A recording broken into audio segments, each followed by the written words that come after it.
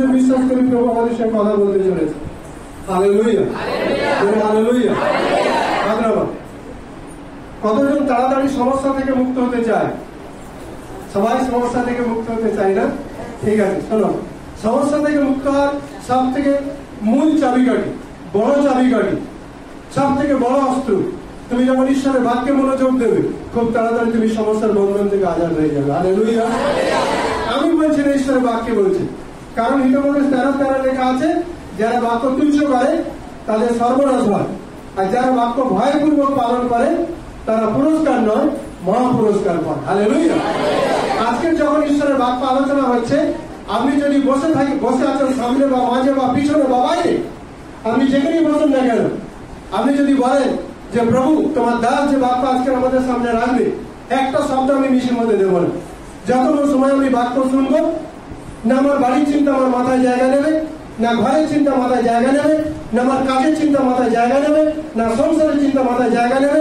আমার একটাই চিন্তা, সমস্ত চিন্তা, বুদ্ধি, শক্তি সবকিছু গুজার করে আমি তোমার বাক্যের ভিতরে সময় রাখতে চাই। Hallelujah, hallelujah. আর যখন ঈশ্বরের বাক্যে আপনি মনোযোগ দেবেন, ঈশ্বরের বাক্যকে সম্মান করবেন, সমাধান করবেন, তাড়াতাড়ি বন্ধন থেকে আজাদ হয়ে যান। তাড়াতাড়ি বন্ধন থেকে কি হবে? আজাদ হয়ে যান। ধন্যবাদ দিই যখন ঈশ্বরের লোকেরা গাওয়াই দেয় যে আমি তো প্রার্থনা করছিলাম, কিন্তু ঈশ্বরের বাক্য শুনতে শুনতে প্রভু কি করেছেন?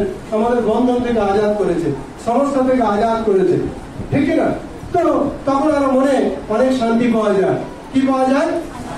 কি পাওয়া যায়? শান্তি পাওয়া যায়।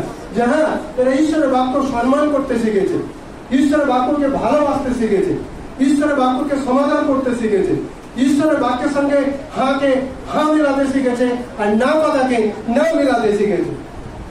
তখন মনে খুব ফুর্তি পাওয়া যায়। কারণ কি? বাক্যের ভিতরে ঈশ্বর আছে। হালেলুয়া। বাক্যের ভিতরে কি আছে? ঈশ্বর আছে। বাক্যকে সম্মান করা মানে ঈশ্বরকে সম্মান করা। আর যখন ঈশ্বরকে সম্মান করবে, তোমার একটা প্রার্থনা না শোনা যাবে না, একটা প্রার্থনা না শোনা যাবে না। তারা বিশ্বাসের সঙ্গে কেন আসছে? তারা জানে প্রার্থনায়, বিশ্বাসে আর প্রভুর বাক্যকে সম্মান করলে একদিন আমাদের স্বামী, সন্তান, জামাই তারা নেশা থেকে আজাদ হবে, একদিন তারা প্রভুর ঘরে হবে। হালেলুয়া। আর তাদের এই বিশ্বাসের প্রার্থনার কারণে অনেকেই আজাদ হয়ে আজকে প্রভুর ঘরে বসে আছে। হালেলুয়া। কেউ 55, কেউ 25 বছর, কেউ 30 বছর, কেউ 55 বছর। যেমন আমাদের সঞ্জয় ভাই, তার বাবা সাক্ষ্য দিচ্ছিল যে আমি ক্লাস 5 পড়া থেকে সেখান থেকে আমি নেশা করছিলাম। আজকে প্রায় 55 বছর, এখন 75 বছর বয়স হয়ে গেছে, কিন্তু প্রভু আজকে ওনাকে নেশা থেকে কি করেছে? আজাদ করেছে। হালেলুয়া। তো ঈশ্বরের লোকেরা যখন ঈশ্বরের ঘরে এসেছে, একজনও খালিতে বিদায় যাবে না। প্রভু ভরপুরি আশীর্বাদের সঙ্গে তাদেরকে বিদায় দিতে চায়। হালেলুয়া। কারণ প্রভুর ইচ্ছে এটাই, যারা প্রভুর ঘরে আসে একজনও খালি হাতে ফিরে না যায়। হালেলুয়া। প্রভুর ইচ্ছা আছে একজনও খালি হাতে ফিরে যায়? প্রভুর ইচ্ছে এটা নয় একজনও খালি হাতে ফিরে যায়, ফিরে যেন না যায়। ভিন্ন ভিন্ন প্রার্থনা নিয়ে হয়তো অনেকে এসেছে, অনেক হয়তো বহুদিন ধরে কর্মফল থেকে বঞ্চিত হয়েছে। হয়তো সে যেমন ঈশ্বরের বাক্য শুনছে, দেখা যায় বাক্য শুনতে শুনতে ঈশ্বর তাকে গর্ব লাভ করার শক্তি দিয়েছে। হালেলুয়া। গর্ব লাভ করার কি করেছে? শক্তি দিয়েছে। তাহলে আমরা ধ্যানে মিত্র ঈশ্বরের বাক্যে যাই। যাকবের পত্র 1:22 পদ। যাকবের পত্র 1:22 পদ। ঈশ্বরের বাক্য অনুসারে কাজ করো, শোনার পরে কিছু না করে বসে থাকলে চলবে না। শুধুমাত্র ঈশ্বরের বাক্য শ্রোতা হয়ে নিজেকে ঠকিও না। যে অংশটা পাঠ হলো সেখানে ঈশ্বরের বাক্যে বলছে, বাক্যের খালি শ্রবণকারী হলে হবে না, বাক্যের কার্যকারী হতে হবে। কি হতে হবে? কোন কার্যকারী হতে হবে। যেটা শুনছো ওটা জীবনে গ্রহণ করো, আর ওটাতে চলার জন্য চেষ্টা করো। কি করার জন্য চেষ্টা করো? চলার জন্য চেষ্টা করো। কোন ঈশ্বরের সন্তান যদি এখান থেকে বলা হচ্ছে যে তুমি বাক্য আজকে যেটা শুনলে, এই বাক্যেতে তুমি জীবন করো, এই বাক্যেতে তুমি চলো, তাহলে আর দেরি না করে খুব তাড়াতাড়ি বাক্যে আমাদের চলার জন্য ইচ্ছা রাখা দরকার আছে। কারণ ঈশ্বরের বাক্যে বলছে, যারা বাক্য শোনে কিন্তু বাক্যে চলে না, বাক্যে জীবনযাপন করে না, বাক্যে কাজ করে না, তারা হচ্ছে আয়নায় মুখ দেখার মতো। কিসে মুখ দেখার মতো? কিসে মুখ দেখার মতো? আমরা এখানে আসার আগে সবাই একবার না একবার ঘরে আয়নায় মুখ দেখেছি, দেখেছি কিনা? এখানে এসেছি। এখন আর ওই আয়না আমাদের সামনে আছে? হ্যালো, আয়না সামনে আছে? আয়না সামনে নেই, তাই না? বাইবেল বলছে ঈশ্বরের বাক্য হচ্ছে দর্পণের মতো, আয়নার মতো। কিসের মতো? আয়নার মতো। তুমি যেখানে যাবে এই আয়না তোমার সঙ্গে সঙ্গে যাবে। Hallelujah, hallelujah. তুমি ঘরে যে বাহ্যিক যে আয়না, নিজের চেহারা দেখার জন্য যেটা একবার সকালে দেখেছো, ওই আয়না কিন্তু তোমার সাথে নেই। তুমি চেহারা দেখেছো, ভুলে গেছো তোমার চেহারা কি রূপ আছে। কিন্তু ঈশ্বরের বাক্যের আয়নাতে যদি তুমি চলবে, ঈশ্বরের বাক্যের সঙ্গে যদি হাতে হাত মিলিয়ে তুমি চলবে, এই আয়না সব জায়গায় তোমাকে দেখতে সাহায্য করবে। হালেলুয়া। তুমি যখন ভিড়ে আছো তুমি নিজেকে দেখতে পাবে, তুমি যখন ফাঁকা একাই আছো তখন তুমি দেখতে পাবে। কে তোমাকে দেখাবে? ঈশ্বরের বাক্যের আয়না তোমাকে দেখতে সাহায্য করবে তুমি কোথায় আছো। হালেলুয়া। ঈশ্বরের বাক্যের আয়না তোমাকে দেখতে সাহায্য করবে তুমি কোথায় আছো। সেই জন্য ঈশ্বরের বাক্য বলছে বাক্য শুধু শুনলে হয় না, বাক্যে কি করতে হবে? কার্যকারী হতে হবে। যারা বাক্য শোনে বাক্যে চলে না, বাক্য জীবনযাপন করে না, ঈশ্বরের বাক্য বলছে বাক্য হলো একটা বীজ। বাক্য কি? বাক্যটা কি? বীজ। যে কোনো বীজ, ধানের হোক, গমের হোক, ডালের হোক, যে কোনো বীজ যদি একটা কাপড়ে বড়লাইন করে বেঁধে তুমি ঘরে তুলে রাখবে, 10 বছর রাখবে তো বীজ ওরকমই রয়ে যাবে। বীজের কোনো ফিডব্যাক পাওয়া যাবে? পাওয়া যাবে না। 20 বছর রেখে দেবে তো ওরকমই রেখে যাবে। ভালো করে মনোযোগ দিয়ে শুনবে। আর তাহলে বাক্যের বীজ যদি তুমি একটা কাপড় করে বেঁধে তুলে রেখে দাও, বছরের পর বছর রয়ে যাবে, কিন্তু তার কোনো কাজ দেখতে পাবে না, তার কোনো প্রতিফলন তুমি পাবে না। কথা ঠিক বলছি কিনা? তাহলে ওই বীজ যদি মাটিতে লাগাবে কি হবে? একদিন অঙ্কুরিত হবে, গাছ হবে, সেই গাছে ফলও আসবে। ঈশ্বর মুখ নির্গত প্রত্যেকটি বাক্য হচ্ছে বীজের মতো। কিসের মতো? কিসের মতো? বাইবেলের বাক্য যদি শুধু বাইবেলে থাকবে, যদি তোমার হৃদয় ভূমিতে যদি না তুমি সেই বীজটা ফেলবে, তাহলে এর প্রতিফলন তুমি দেখতে পাবে না। যেমন বীজ যদি ঘরে কাপড়ের মধ্যে শুনে রাখা হয়, ওটা অমনি রয়ে যাবে, ওর কোনো কাজ দেখতে পাওয়া যাবে। বীজকে কি করতে হবে? মাটিতে ফেলতে হবে। ঈশ্বরের বাক্যের বীজ কোথায় ফেলতে হবে? আমাদের হৃদয় উর্বর মাটিতে ফেলতে হবে। হালেলুয়া। হৃদয়ের উর্বর মাটিতে ফেলতে হবে। হালেলুয়া। হৃদয় উর্বর মাটিতে যখন বীজ ফেলবে কি হবে? এই বীজ একদিন অঙ্কুরিত হবে। বীজ কি হবে? বীজ কি হবে? অঙ্কুরিত হবে। আর অঙ্কুরিত হয়ে কি হবে? একদিন গাছ হয়ে প্রচুর ফল দেখতে সাহায্য করবে। হালেলুয়া। জোরে হালেলুয়া, জোরে হালেলুয়া।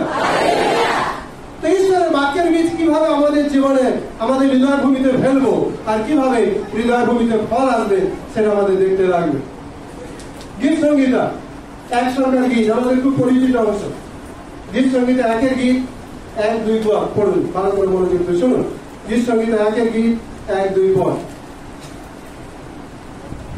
বাইবেল বলছে ঈশ্বরের বাক্য তো জীবন্ত, ঈশ্বরের বাক্য তো হাতুড়ি তুল্য, পাষাণকে ভেঙে চুরমার করে দেয়। কিন্তু এই জীবন্ত বাক্য জীবনরূপে হৃদয় ভূমিতে পড়া দরকার আছে, ঠিক আছে?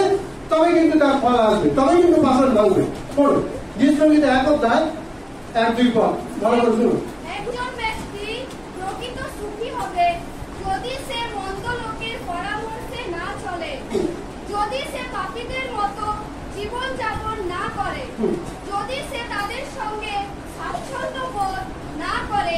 ভালো করে শুনুন। একজন ব্যক্তি প্রকৃত সুখী হবে, প্রকৃত ঈশ্বরের আশীর্বাদ পাবে। প্রথম কথা কি লেখা আছে?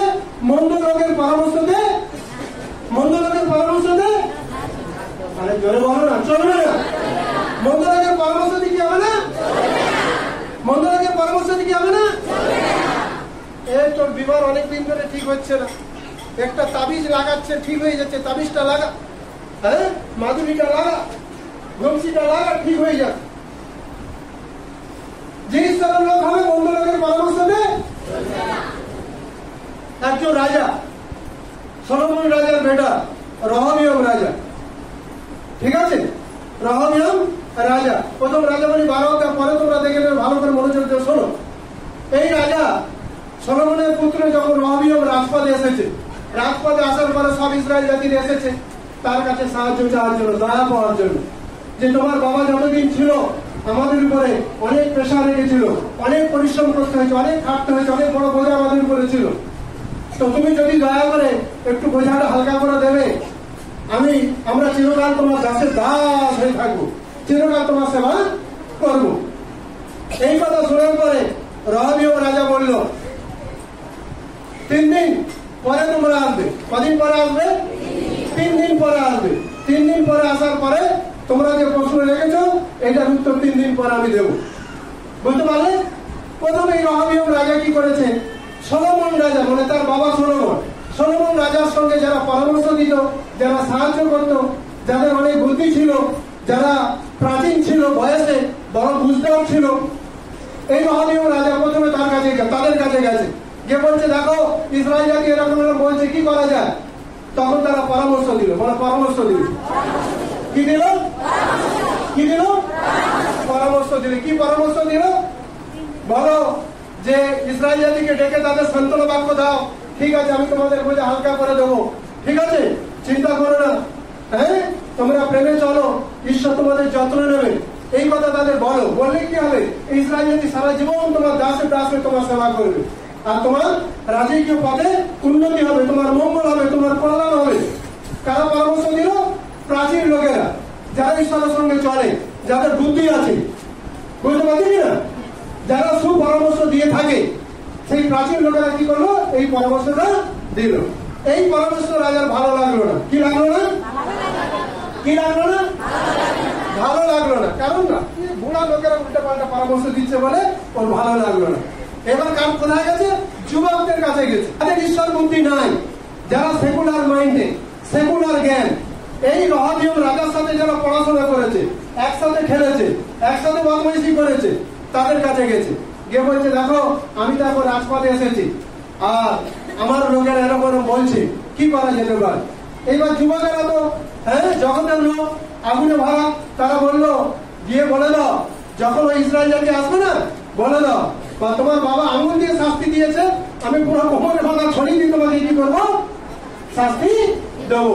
আমার বাবা যত ভার চাপিয়েছে তার ভার আরো বেশি করে তোমাদেরকে দ্বিগুণ বোঝা চাপিয়ে দেবো।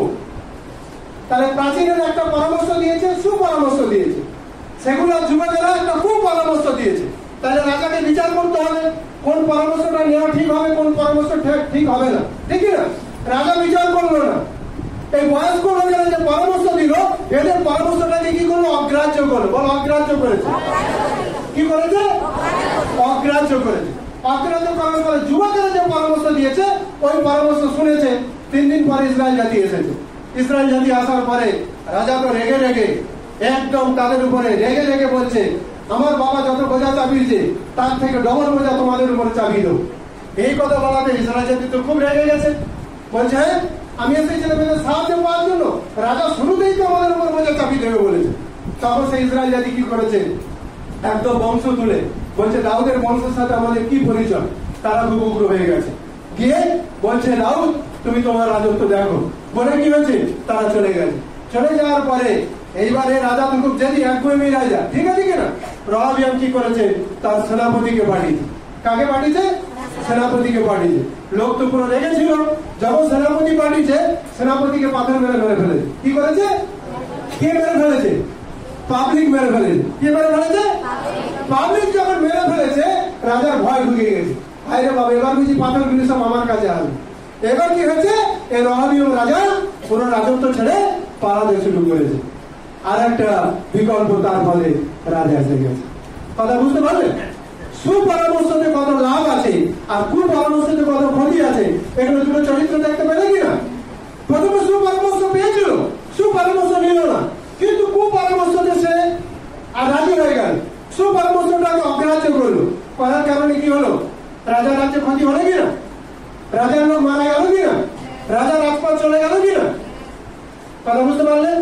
আমরা যদি সুপরামর্শটা নেব, এটা আমাদের মঙ্গল শুধু নয়, আমাদের জেনারেশনেরও মঙ্গল, আমাদের বংশেরও মঙ্গল আছে। হালেলুয়া। যখন এখান থেকে কোন ঈশ্বরের সন্তানেরা ঈশ্বরের বাক্য কোন বিষয় আপনাদের মাঝে দেয়, বাক্যের সাথে হা মেলাবার চেষ্টা করুন, নাকে না মেলাবার জন্য চেষ্টা করুন। Hallelujah, hallelujah. সুপরামর্শকে গ্রহণ করুন, জীবনে কল্যাণ আছে। কিন্তু কুপরামর্শকে যদি আমি জীবনে গ্রহণ করবো, জীবনে কি আছে? দুঃখ আছে, দুঃখ আর দুঃখ আছে। এই যে ঈশ্বরের বাক্য বলছে ধন্য সেই ব্যক্তি, আশীর্বাদ পাত্র সেই লোক যে দুষ্ট লোকের মন্ত্রণায়, দুষ্ট লোকের পরামর্শে চলে না, পাপী লোকদের পথে দাঁড়ায় না। আর যারা সমালোচনা করেন, নামে এর নিন্দা করেন, বলছে সেই সঙ্গে নিন্দার আড্ডার টেবিলে যারা বসে না, তারাই হচ্ছে ঈশ্বরের আশীর্বাদ প্রাপ্ত লোক। Hallelujah, hallelujah. আর তারা এমন লোক বলছে জলস্রোতের তীরের অপিত বৃক্ষের সদৃশ্য, তাদের পাতা কখনো শুকাবে না, আর তাদের গাছে কখনো অফল দেখা যাবে না। মৃত্যুর আগের দিন পর্যন্ত বুড়া গাছেও তাদের জীবনে ফল দেখতে পাওয়া যাবে। Hallelujah, hallelujah. প্রিয় ভাই বোন, ঈশ্বরের বাক্যে যেটা হ্যাঁ আছে হ্যাঁ মেলান, আপনি ফলবন্ত হবেন। ঈশ্বর বাক্যে যেটা না আছে না মেলান, আপনি ফলবন্ত হবেন। হালেলুয়া। কথা বুঝতে পারছি কিনা? দুষ্ট লোক অনেক রকমের কুপরামর্শ দেবে, আমরা দুষ্ট লোকদের কুপরামর্শতে যেন না শুনি। তো বাইবেল বলছে আমরা যেন কুপরামর্শতে মনোযোগ না দিই। কথা বুঝতে পারে কিনা? যেখানে লোকের নামে নিন্দা হচ্ছে, ঈশ্বরের লোক নিন্দাতে বসবে না। কি বসবে না? নিন্দাতে বসবে না। সে শাশুড়ি মার নিন্দা হতে পারে, স্বামীর নিন্দা হতে পারে, বেটা বইয়ের নিন্দা হতে পারে, দুনিয়ার নিন্দা হোক, যে ঈশ্বরের লোকের ঈশ্বরের বাক্য শোনে, যে নিন্দা শোনাটা আমার ভালো নেই, ওটা আমার মনকে দূষিত করবে, ওই নিন্দা শুনবে না। বুঝতে পারে কিনা? পাপী লোকেরা যেখানে গিয়ে নোংরা কাজ করছে, ওকে সেখানে ভাগ নেবে না। ঠিক আছে? কলতলা জবান দেখেছো, অনেক মায়েরা এর কথা তার, তার কথা তার নিয়ে আলোচনা করছে। তুমি কারোর কথা কান দেবে না, বরং তুমি কানটা অন্যদিকে ফিরিয়ে রেখেছো। তুমি প্রভুর বাক্য স্মরণ করছো। কি স্মরণ করছো? ধন্য সেই ব্যক্তি যে দুষ্টুদের মন্ত্রণায় চলে না, দুষ্ট লোকের পরামর্শে চলে না, পাপীদের পথে দাঁড়ায় না, নিন্দকদের সভায় বসে না। নিন্দকরা যা আলোচনা করে, সেই মহিলা নিন্দক হোক আর পুরুষ নিন্দক হোক, আমি কোনো নিন্দাতে কান দেব না। হালেলুয়া। ঈশ্বরের বাক্যে মানা আছে। ঈশ্বরের বাক্যে কি আছে? মানা আছে। ঈশ্বরের বাক্যে যেটা না আছে ওটা না করবো, তাহলে কি হবে? আমার জীবন ফলবন্ত হবে। বড় ফলবন্ত হবে। কেমন ফল দেবে গো? বলছে গ্রীষ্মকালেও তার পাতা শুকাবে না, আসে 12 মাস ফল দেবে, ফল দিতেই থাকবে, সে কখনো নিষ্ফল হবে না। তারপরের পথটা পড়ুন, 30 পথটা শুনুন।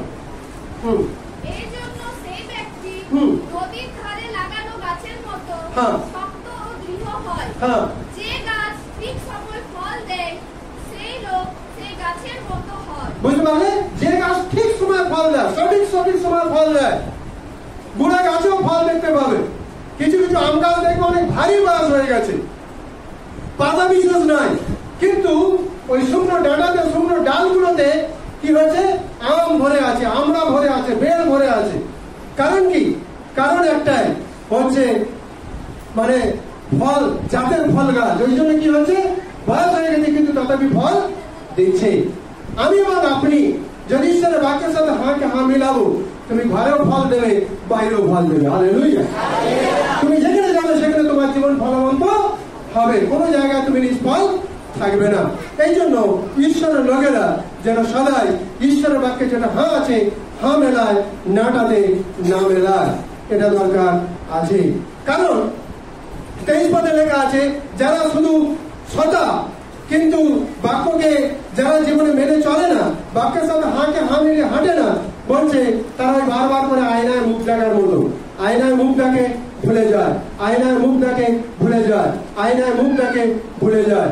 কিন্তু যারা ঈশ্বরের জীবন্ত বাক্যের আয়নায় যারা জীবনযাপন করে, তারা ভোলে না। কারণ কি?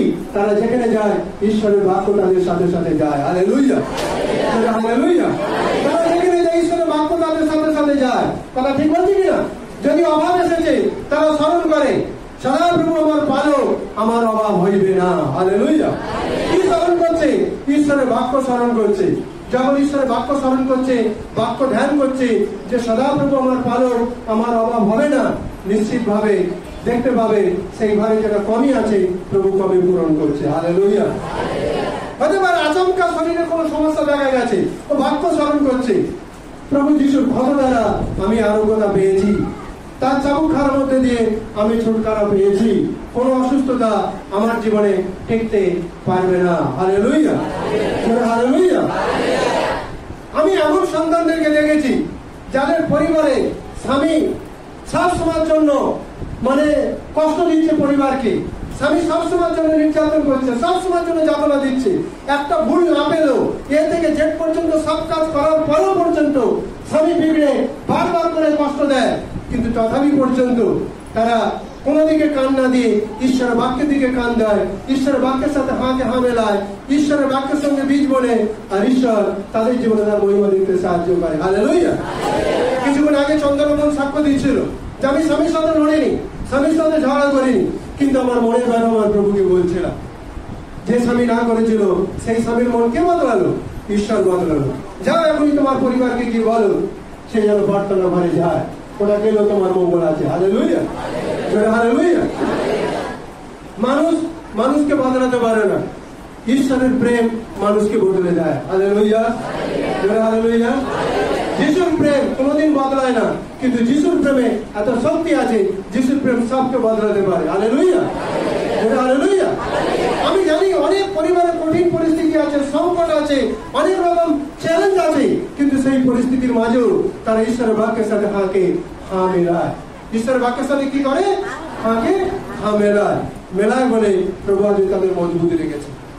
তাদের ঘরে আপন জনদের মাঝে যখন একটা সমস্যা এলো, স্বামী বলছিল ডিভোর্স দিয়ে দেবো, বাড়ি থেকে বার করে দেবো, ঘরে জায়গা দেবো না, সব কিছু সহ্য করেছে, হজম করেছে, এদিকের আওয়াজ এদিকের আওয়াজ, এপার ওপারে দুনিয়ার আওয়াজ, কোন আওয়াজে কান দেয়নি, স্বর্গের ঈশ্বরের আওয়াজে কান দিয়েছে।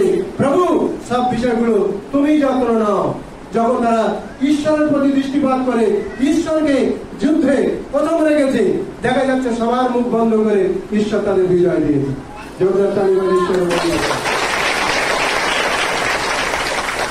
এই জন্য ঈশ্বরের লোকদের যুদ্ধ করতে হয় না।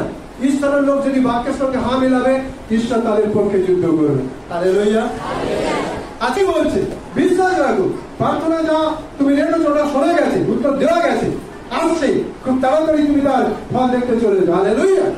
আমরা বিশ্বাসে চলালো, কিসে চলালো? কিসে চলালো? বিশ্বাসে চলালো। আমরা বিশ্বাস করি, আমরা বিশ্বাসে চলালো। কোন মানুষের সাহায্যে আমরা এই পৃথিবীতে জীবিত নেই, স্বর্গের ঈশ্বর যিনি আকাশ এবং বিশ্ব ব্রহ্মাণ্ড সৃষ্টি করেছে তার সাহায্যে আমরা জীবিত রয়েছি। সব উপায় তিনি করেন, সব জোগাড় তিনি করেন। হালেলুয়া। আব্রাহামের ঈশ্বর তিনি আজও জীবিত রয়েছে, জিহোবা যিনি ঈশ্বর আজও তিনি আমাদের সব বিষয় জুগিয়ে চলেছে। Hallelujah, hallelujah, hallelujah.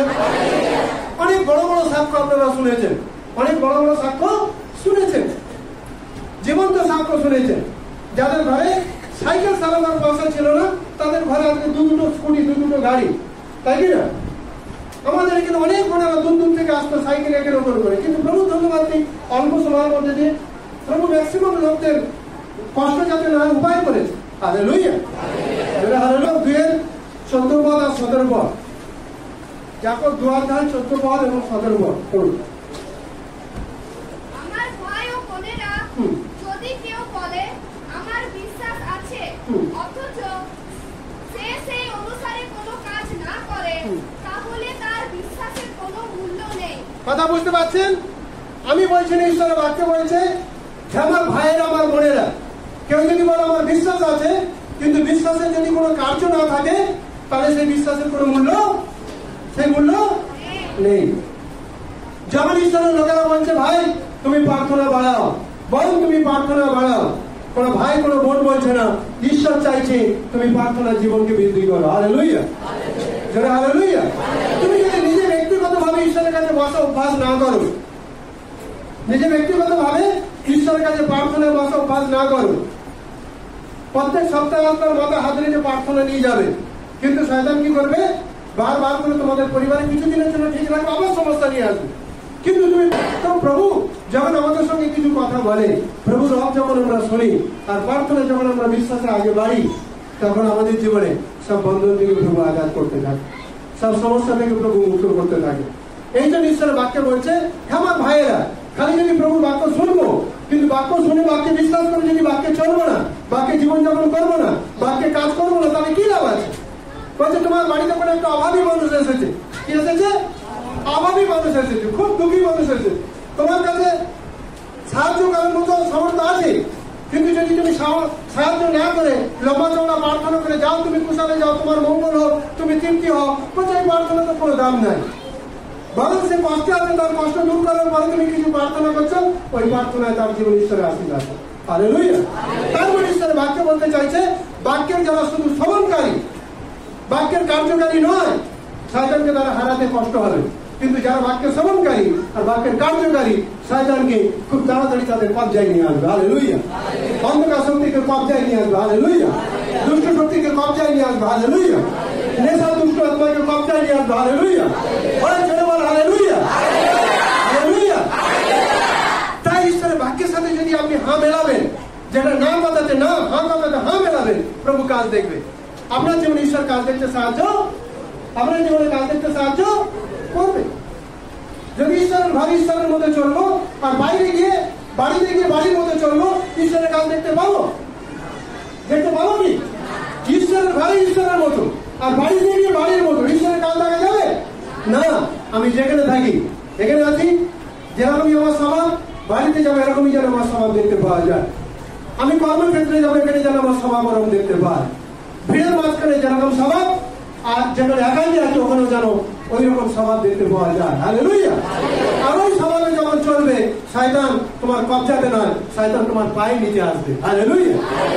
বুঝতে পারছি কিনা? সব অন্ধকার শক্তি তোমার পায়ের নিচে আসবে। যাকব 2:17। ঠিক সেভাবে বিশ্বাস অনুযায়ী যদি কোনো কাজ না হয়, তবে সে বিশ্বাস মৃত বলে গণ্য হয়। কথা বোঝা যাচ্ছে? বিশ্বাস করছি কিন্তু বিশ্বাসে কাজ করছি না, তাহলে সেই বিশ্বাস কি বলে গণ্য হয়? মৃত বলে গণ্য। তার মানে সেই বিশ্বাসের কোনো দাম পাওয়া যায় না। ঈশ্বরের দাস বলছে, তুমি যদি বাইবেল পড়তে পারো, সারাদিনে অন্তত 4 ঘন্টা সময় ঈশ্বরের বাক্য পড়ো। বলছে আমি পড়তে পারি কিন্তু সময় বার করছি না। আমি পড়তে পারি কিন্তু সময় বার করছি না, আমি বাইবেল পড়ছি না। ঈশ্বরের দাস বলছে, তুমি যদি বাক্য পড়তে পারছো না, প্রার্থনা করো যেন ঈশ্বর তোমাকে সাহায্য করে, বুদ্ধি দ্বার খুলে দেয়, তুমি প্রার্থনা যেন ঈশ্বরের বাক্য পড়তে পারো। ঈশ্বর দাস তো বলছে, কিন্তু শোনার কথা থেকে আমি প্রার্থনা করছি। প্রভু, অনেক ভাই বোনেরা আগে বাইবেল খুলতে পারতো না, পড়তে পারতো না, আজকে তারা যাদের প্রার্থনা প্রভু দয়া করেছে, আজ তারা বাইবেল খুলতে পারছে, পড়তে পারছে, এমনকি তারা প্রচারও করতে পারছে। হালেলুয়া। আর ভাই যে নাম লিখতে পারতো না, সেই ঈশ্বরের বাক্য প্রচার করছে, সেই ঈশ্বরের বাক্য হৃদয় সঞ্চার করতে পারছে। তার মানে কি? বাক্য শুনছে, বাক্যকে জীবনে নিচ্ছে, বাক্যে কাজ দিচ্ছে, আর ঈশ্বর তাদের জীবনে ফলবন্ত হতে সাহায্য করছে। হালেলুয়া। তাই ঈশ্বরের বাক্য বলে, যারা খালি শ্রবণকারী কিন্তু কার্যকারী নয়, তাদের বিশ্বাস মৃত, তাদের বিশ্বাসে কোনো কাজ পাওয়া যায় না। হালেলুয়া। কোন স্টুডেন্ট যদি এখান থেকে ঈশ্বরের কোন সন্তান বলছে, তুমি তোমার বাবা মাকে কষ্ট দেবে না, বাবা মাকে দুঃখ দেবে না, বাবা মার কথায় বাধ্য হও, ঈশ্বরকে ভালোবাসো, ঠিক আছে, গুরুজনদের বাধ্য হও। যদি স্টুডেন্ট শুনবে, ঠিক আছে, আজকের থেকে আমার বাবা মাকে কষ্ট দেব না, আজকের থেকে বাবা মার বাধ্য হবো না, আজকের থেকে গুরুজনদের অশ্রদ্ধা করবো না, আজকের থেকে শিক্ষা গুরুদের নিয়ে সমালোচনা করবো না, স্কুলে অন্য স্টুডেন্টরা করে করুক কিন্তু আমি করবো না। কারণ কি? আমি ঈশ্বরের ঘরে যাই, আমি ঈশ্বরের ঘরে যাই, আমার জীবনে পরিবর্তন দেখা আছে, দরকার আছে। অন্য স্টুডেন্টরা স্কুলের টিচারদের নিয়ে সমালোচনা করুক, কিন্তু আমি যখন ঈশ্বরের ঘরে যাই, এটা আমার মানা আছে, আমি করবো না। একটা স্টুডেন্ট যদি বেদি থেকে যেটা আলোচনা হচ্ছে, ও যদি শুনবে, এটা শুধু ওর এখন কল্যাণ না, ওর জীবন ভরের কল্যাণ দেখতে পাবে। হালেলুয়া। ও শুধু একাই আশীর্বাদ পাবে না, ওর কারণে ওর ঘরের লোক আশীর্বাদ পাবে। হালেলুয়া। ও একা শান্তিতে থাকবে, ওর দ্বারা ঘরের লোক ঈশ্বরের শান্তি দেখতে পাবে। হালেলুয়া। যারা বাইবেল পড়তে কষ্ট হচ্ছে, যাদের বড় বড় ফোন আছে, দুনিয়ার এটা ওরা না চালিয়ে ঈশ্বরের বাক্য শোনো, ঈশ্বরের গান শোনো, ঈশ্বরের আরাধনা শোনো, ঠিক আছে কিনা? আত্মায় ভরে যাও।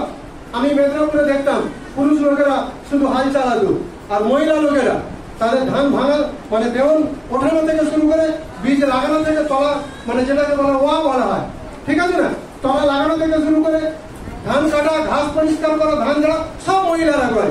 আদিবাসী এরিয়াতে দেখি সব মহিলারা করে। কিন্তু জানেন, ওই আদিবাসী মহিলারা যখন মাঠে যায়, তারা মাঠে গিয়ে সব মায়েরা মিলে একসাথে যিশুর গান করছে সুন্দরভাবে, আর তারা কি করছে? জমির কাজও করছে, গানও করছে, কাজও করছে। হালেলুয়া। হালেলুয়া। আরে রান্নাঘরে আপনার অনেক খারাপ চিন্তা এনে দিতে পারে শয়তান। রান্নাঘরে তুমি যখন রান্না করছো, ঝাড়ু মারছো, ঘর মুছছো, চালাও ঈশ্বরের গান, শোনো, আরাধনায় ভরে যাও। হ্যাঁ, ঈশ্বরের আওয়াজ শোনো আর কাজ করো।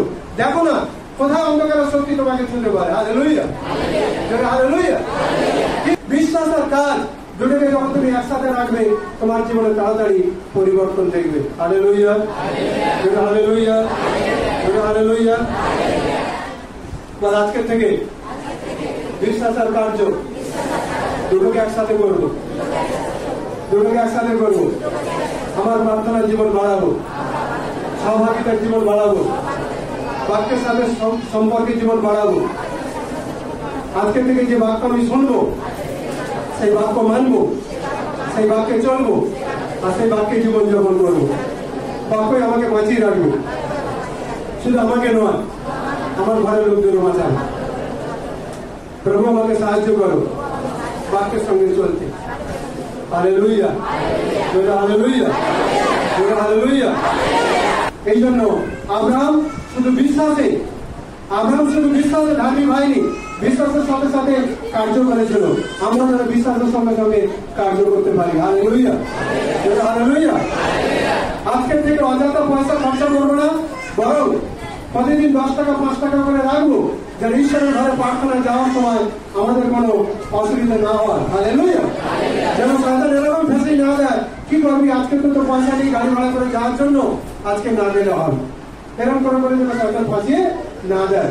সেই জন্য বাজে পয়সা খরচা না করে 5 টাকা 2 টাকা 10 টাকা যা হচ্ছে রাখো, যেন প্রভুর ঘরে আসার জন্য কোনো অসুবিধা তোমার না হয়। আসতে পারো, একসাথে প্রভুর মহিমা করতে পারো। Hallelujah, hallelujah. এই দেখো ঈশ্বরের সন্তানেরা এখানে বসে আছে, আমাদের মানবাজার থেকে এসেছে ঈশ্বরের সন্তানেরা বসে আছে। একসময় তাদের অনেক কষ্ট ছিল, সাইকেল চালাতে চালাতে অনেক দূরে দূরে তারা যেত, কিন্তু আজকে প্রভু তাদের ব্যক্তিগত ভাবে প্রত্যেকের আলাদা আলাদা স্কুটি দিয়েছে। প্রভু তাদের জায়গার সাথে ব্রেস করেছে, তারপর টাকা দিয়ে তারা একটা জায়গাও পর্যন্ত নিতে পেরেছে। প্রভুর ঘরে বসে আছি। হ্যালো, মনোযোগ দিয়ে শোনো, কথাটা খাও। আজকে যারা প্রভুর ঘরে বসে আছি, আমরা পাপ সমুদ্রতে প্রত্যেকে হাবুডুবু খাচ্ছিলাম, কিন্তু ঈশ্বরের পুত্র প্রভু যিশুকে আমাদের জন্য প্রেরণ করা হয়েছে। ওই খাতরা নদীতে, ওই বিপর্যয় নদীতে, ওই মৃত্যুমুখী নদীতে প্রভু আমাদেরকে আজাদ করেছে। আজ প্রভুর ঘরে আমরা শরীরে নয়, আত্মায় জীবিত অবস্থায় প্রভুর ঘরে আজকে উপস্থিত রয়েছে।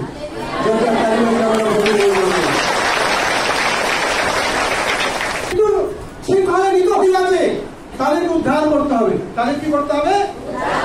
কি করতে হবে? কি করে উদ্ধার করবে? যিশুর প্রেম তাদের উদ্ধার করবে। হালেলুয়া। প্রভুর বাক্য তাদের উদ্ধার করবে। হালেলুয়া। তোমার জীবন্ত সাক্ষ্য তাদের উদ্ধার করবে। হালেলুয়া। তুমি যখন বলবে, বোন আমার স্বামী এরকম পরিবারে বহুত ঝগড়া করতো, বহুত কি করতো? ঝগড়া করতো।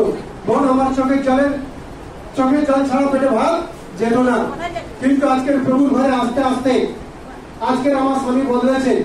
আজকে চোখের জলে নয়, বড় আনন্দের সঙ্গে আমি স্বামীর সঙ্গে রয়েছি, কারণ প্রভু আমার স্বামীকে বদলেছে। আমার পরিবারে দুঃখ ঘটিছে, আমার পরিবারে আজকে শান্তি এসেছে। হালেলুয়া।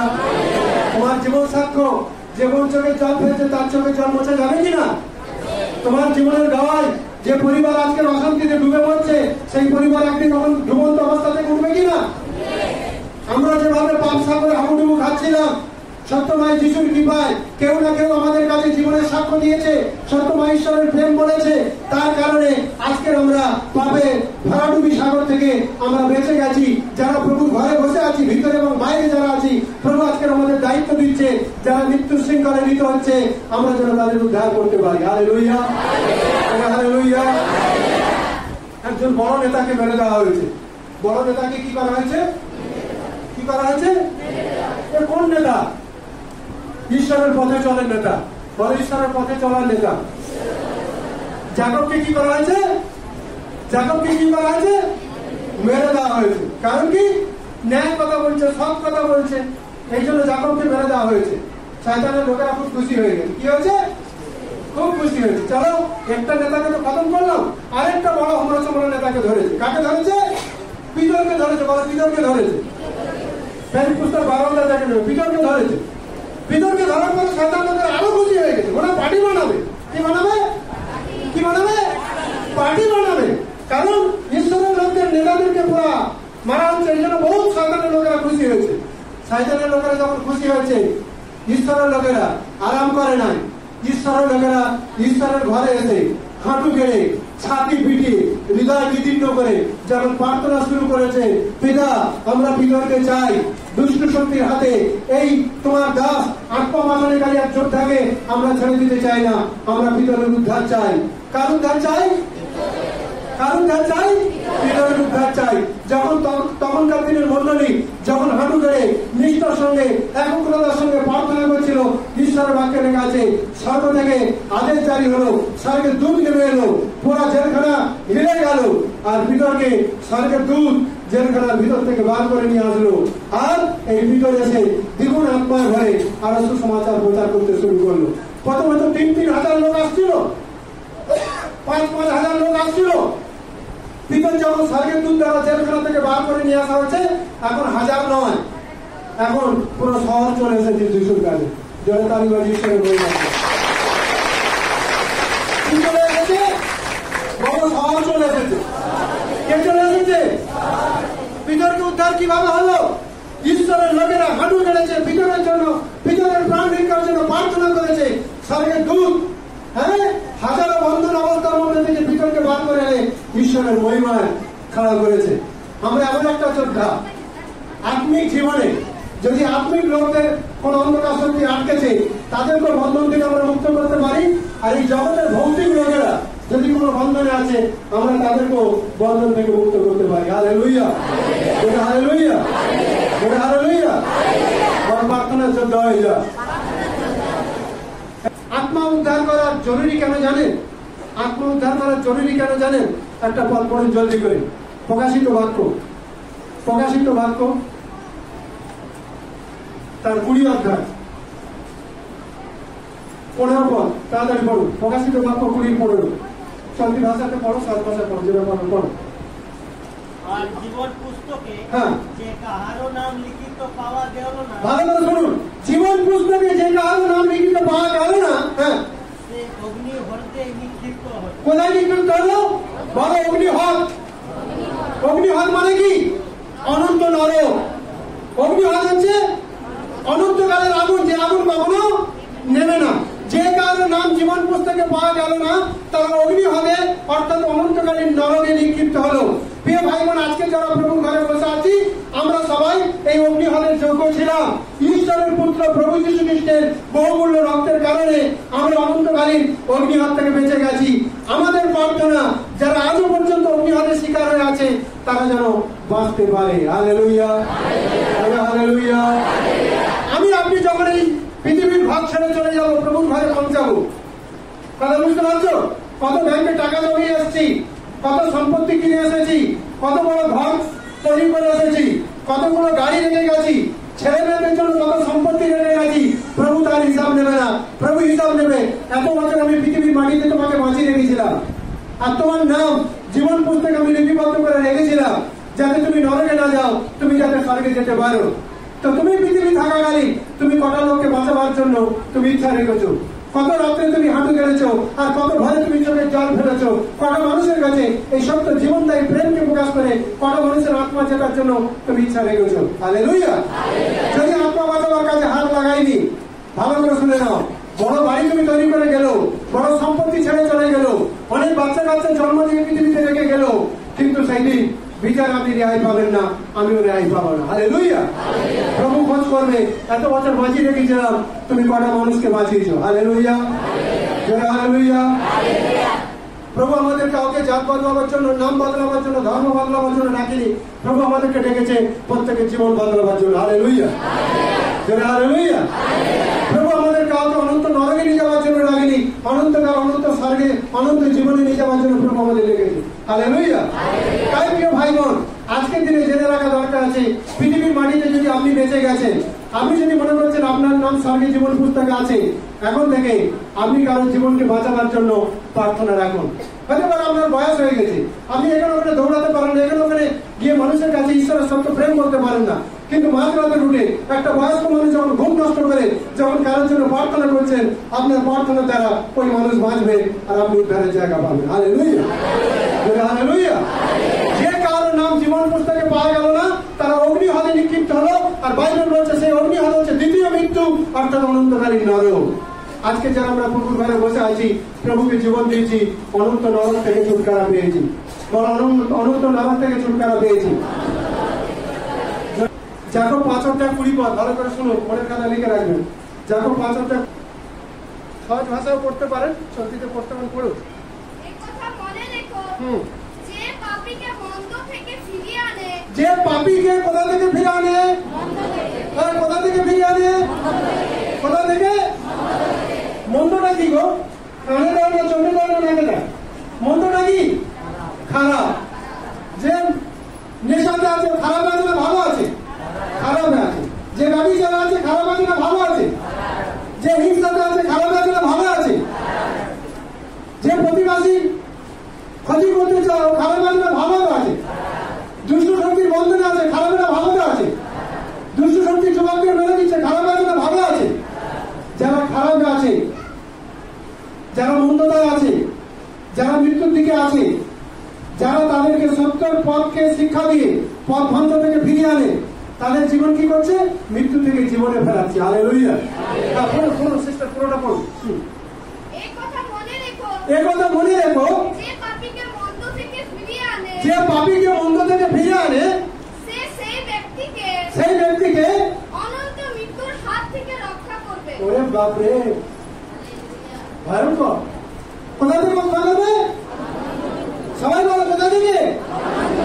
শুধু শরীরে দুদিনের মৃত্যু না, অনন্ত মৃত্যু থেকে তাদের উদ্ধার করবে। আন্ডারলাইন দেবে, ডাক দেবে, আর প্রার্থনা করবে, প্রভু অনেক লোক আমাদের চোখের সামনে ধস করে যাচ্ছে, মারা যাচ্ছে, ওদেরকে অনন্তকালীন বাঁচাও, অনন্তকালীন ছুটকারা দাও। ঠিক আছে? তুমি যখন নিষ্ঠার সঙ্গে প্রার্থনা করবে, তোমার প্রার্থনায় অনেককে বাঁচানো যাবে। হালেলুয়া। কেউ যদি এড়িয়ে যায়, বলো কি বলে? এড়িয়ে যায়। কি বলে? কি বলে? মাতাটা হচ্ছে মরুক, আমার কি আসে যায়? কতবার বলিতে শোনানো মরুক, ঠিক আছে, আমার কি আসে যায়? যদি কেউ এড়িয়ে যায়, এড়িয়ে গেলে কি হবে? ভালো করে শুনুন। দিতে বলে 24:12 ভালো করে পড়ুন, বলে শুনুন। যদি বলো দেখো আমরা ইহা জানিতাম না, যদি বলো আমরা কি করতাম না? মাতাটাকে জানতাম না। কি করতাম না? কি করতাম না? মাতাটাকে জানতাম না। ওই লোকটা দুষ্টুমি করতে জানতাম না। প্রভু নিয়ে আসবে, আর ওখানে কাঁটাপালা লাগানো আছে, জুম করে বসিয়ে দেবে, আর উঠে যাবে কম্পিউটার, উঠে যাবে কম্পিউটার। হে বেটি দেখ, তুই সব জানতিস, কিন্তু এর জন্য একদিনও প্রার্থনা করিস নি। তুই সব জানতিস, একদিন ঈশ্বরের প্রেমকে তুই দিসনি। মানে কি?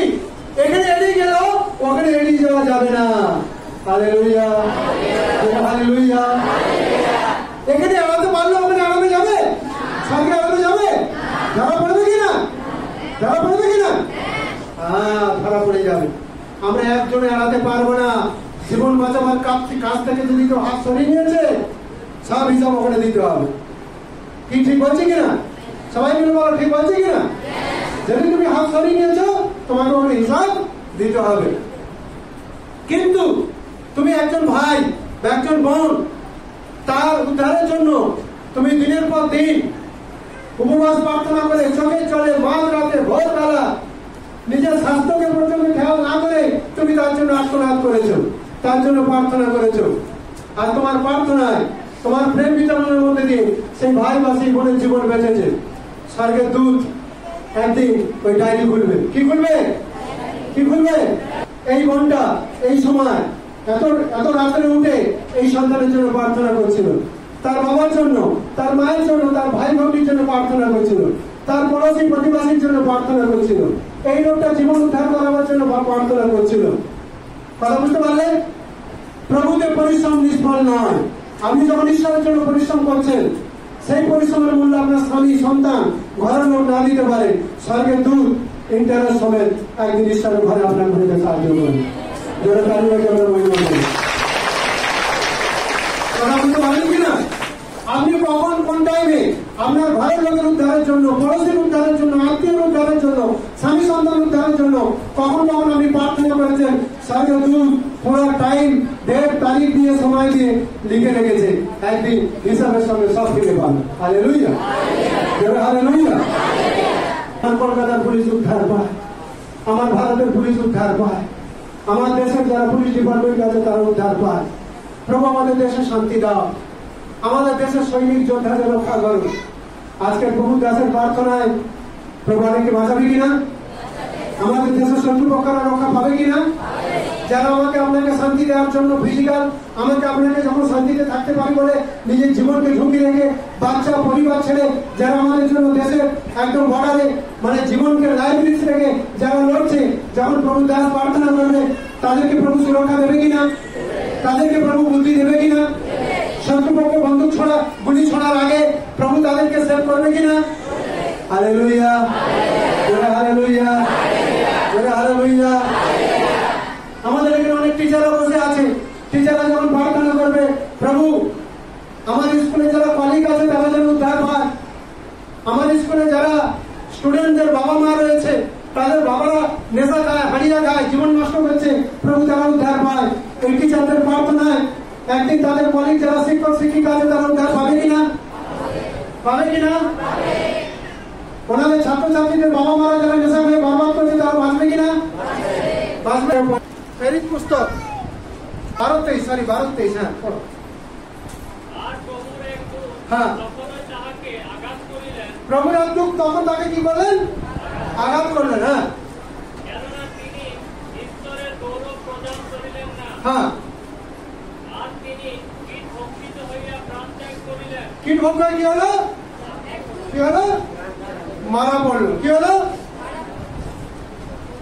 ঈশ্বরের অস্ত্রের দুদিকে ধার, বলো দুদিকে ধার, কদিকে ধার, যেতেও কাটবে আসতেও কাটবে, মানে দিয়াবারও যাবে, দিয়াবারের চারা সম্বন্ধে ওরাও যাবে, দুদিকে ধার।